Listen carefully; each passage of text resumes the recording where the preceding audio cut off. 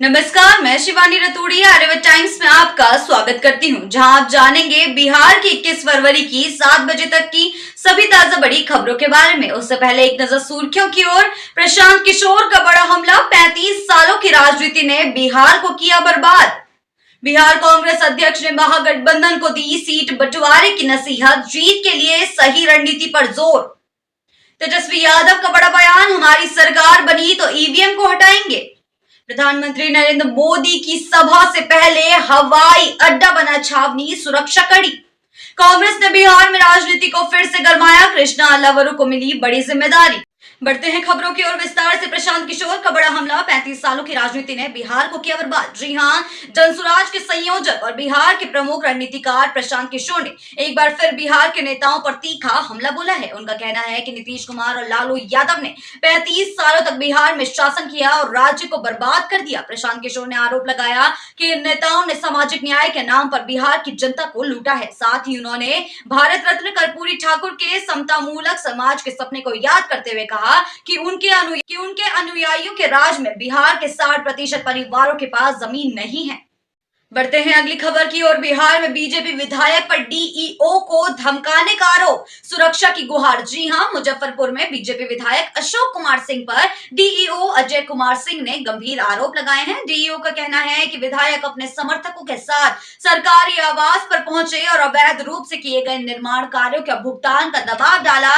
जब डीईओ ने मना किया तो विधायक ने गाली गलौज करते हुए जान माल की धमकी दी। इस घटना के बाद डीईओ ने डीएम और अन्य उच्च अधिकारियों को पत्र भेजकर सुरक्षा की गुहार लगाई है। बढ़ते हैं अगली खबर की ओर। तेजस्वी यादव का बड़ा बयान, हमारी सरकार बनी तो ईवीएम को हटाएंगे। जी हां, नेता प्रतिपक्ष तेजस्वी प्रसाद यादव ने सोशल मीडिया पर केंद्र सरकार और चुनाव आयोग पर हमला बोला है। उन्होंने कहा है कि यदि उनकी सरकार बनती है तो वे ईवीएम को हटा देंगे। चुनाव आयोग पर आरोप लगाते हुए तेजस्वी ने कहा कि वे विपक्ष की शिकायतों का समाधान करने में नाकाम है और भाजपा का चीयर लीडर बन चुके हैं। जी हां, उन्होंने 2020 विधानसभा चुनावों के दौरान हुई गड़बड़ियों का भी जिक्र करते हुए कहा कि तब चुनाव आयोग ने संदेह पैदा किया था और लोगों को ईवीएम पर शंका बनी हुई है।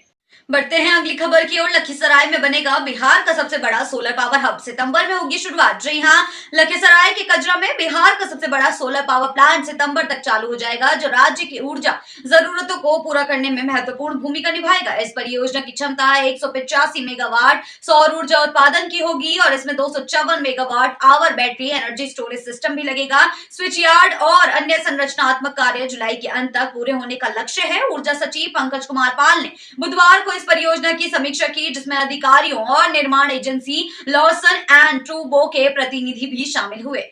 बढ़ते हैं अगली खबर की ओर। बिहार के खगड़िया में एनआईए का बड़ा छापा, नकली नोट कारोबार का खुलासा। जी हां, बिहार के खगड़िया जिले के महेशखूंट बाजार में राष्ट्रीय जांच एजेंसी और स्थानीय पुलिस ने मिलकर एक बड़ी छापेमारी की। इस कार्रवाई में नकली नोटों के कारोबार में शामिल एक आरोपी को गिरफ्तार किया गया। छापे के दौरान एजेंसी ने लैपटॉप, कंप्यूटर, प्रिंटर, स्कैनर और नकली नोट छापने के लिए इस्तेमाल होने वाले इंक व विशेष कागज बरामद किए। जी हां, यह कार्रवाई इस बात का संकेत है कि नकली नोटों की धंधे को रोकने के लिए सरकार की सख्ती बढ़ रही है।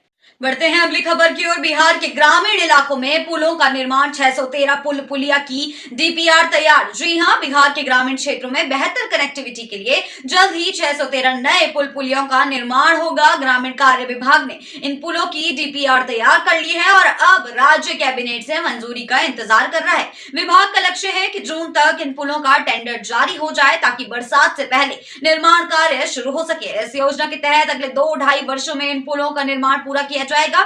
मुख्यमंत्री ग्रामीण सेतु योजना के अंतर्गत 1000 पुलों को निर्माण किया जाएगा, जिससे राज्य के ग्रामीण क्षेत्रों में विकास को नई दिशा मिलेगी। बढ़ते हैं अगली खबर की ओर। बिहार को केंद्र बजट से मिली विशेष मदद, जयंत राज ने कहा विकास की गति दोगुनी होगी। जी हां, बिहार सरकार के भवन निर्माण मंत्री जयंत राज ने केंद्रीय बजट में बिहार को मिले विशेष पैकेज पर संतोष जताया और केंद्र सरकार को धन्यवाद दिया। जी हां, सासाराम में आयोजित प्रेस वार्ता में मंत्री ने कहा कि इस मदद को हर घर तक पहुंचाना उनकी प्राथमिकता है, जिससे राज्य में विकास की गति दोगुनी हो जाएगी। आगामी विधानसभा चुनाव को लेकर मंत्री ने विपक्ष पर निशाना साधते हुए कहा कि एनडीए का लक्ष्य 225 सीटें जीतना है और इसे हर हाल में पूरा किया जाएगा। वहीं विपक्ष को 20 से 25 सीटों के लिए भी संघर्ष करना होगा।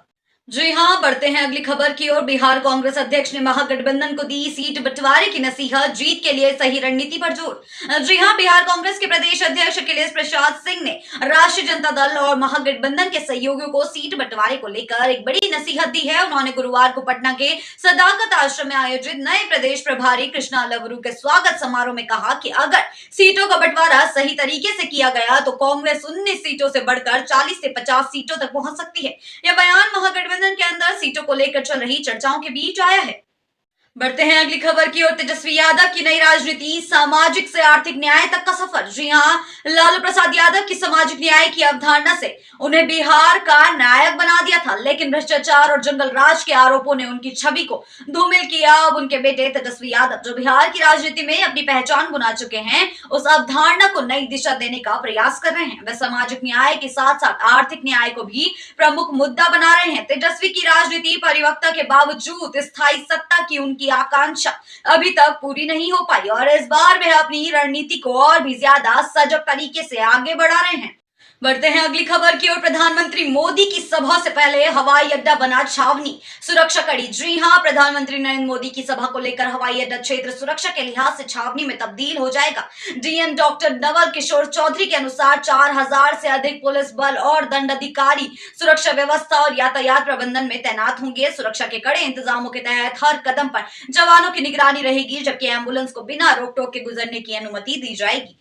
बढ़ते हैं अगली खबर की ओर। कांग्रेस ने बिहार में राजनीति को फिर से गरमाया, कृष्णा लवरू को मिली बड़ी जिम्मेदारी। जी हां, बिहार विधानसभा चुनाव से पहले कांग्रेस ने एक नई रणनीति के तहत कृष्णा लवरू को पार्टी का प्रदेश प्रभारी नियुक्त किया है। पटना पहुंचते ही लवरू ने पार्टी के अंदर गुटबाजी पर नकेल कसने का ऐलान किया है और यह भी स्पष्ट कर दिया है कि इस बार उम्मीदवारों का चयन पारदर्शी तरीके से होगा। बिहार प्रदेश कांग्रेस के अध्यक्ष अखिलेश प्रसाद सिंह और अन्य नेताओं ने उन्हें गर्मजोशी से स्वागत किया। कृष्णा लवरू का यह कदम कांग्रेस की बिहार में मजबूती की नई शुरुआत हो सकता है। बढ़ते हैं अगली खबर की ओर। बिहार बोर्ड 2025 इंटर और मैट्रिक परीक्षा के घोषित होने की तारीख जारी। जी हां, बिहार विश्वविद्यालय परीक्षा समिति ने छात्रों को राहत दी है, जब बोर्ड अध्यक्ष आनंद किशोर ने आगामी परीक्षा परिणामों की तारीखें घोषित की। जी हां, इंटर परीक्षा का परिणाम मार्च के अंतिम सप्ताह में और मैट्रिक परीक्षा का परिणाम अप्रैल के पहले सप्ताह में जारी किया जाएगा। रुक करते हैं अगली खबर की ओर। घूस लेते रंगे हाथ पकड़ा गया खैरा का राजस्व कर्मचारी। जी हां, खैरा से एक बड़ी कार्रवाई सामने आई है, जहां विजिलेंस की टीम ने राजस्व कर्मचारी आशीष कुमार को 60,000 रुपए की घूस लेते हुए रंगे हाथ पकड़ लिया। जी हां, कर्मचारी को सर्किट हाउस लाकर पूछताछ की जा रही है। ये कार्रवाई भ्रष्टाचार के खिलाफ बढ़ते प्रयासों का हिस्सा है, जिसने प्रशासनिक भ्रष्टाचार की पोल खोल दी है।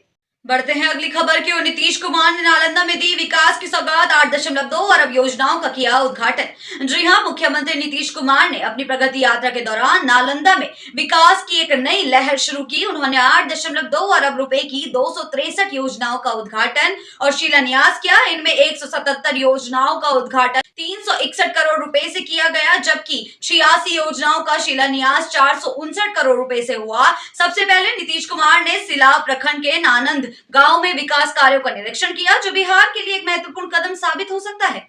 बढ़ते हैं आखिरी खबर की ओर। सीतामढ़ी में एसपी की सख्त कार्रवाई, थानेदारों के वेतन पर लगी रोक। जी हां, सीतामढ़ी में पुलिस महकमे में हड़कंप मच गया है, जब एसपी अमित रंजन ने जिले के सभी थानेदारों के वेतन भुगतान पर रोक लगा दी। यह कड़ी कार्रवाई ये दर्शाती है कि एसपी लापरवाह अधिकारियों के खिलाफ सख्त से सख्त कदम उठाने के लिए तैयार हैं। इस फैसले के बाद ये चर्चा जोरों पर है कि कई थानेदारों को पद से हटाया दिया जा सकता है। जी हां, और जिले की कानून व्यवस्था को सुधारने के लिए नए पुलिस अधिकारियों की नियुक्ति भी की जा सकती है। जी हां, ऐसी ही बिहार की ताजा बड़ी खबरों के लिए बने रहिए आर्यभट्ट टाइम्स के साथ ही चैनल को सब्सक्राइब करना ना भूलें और हमारी फेसबुक और वेबसाइट के साथ भी जरूर जुड़े।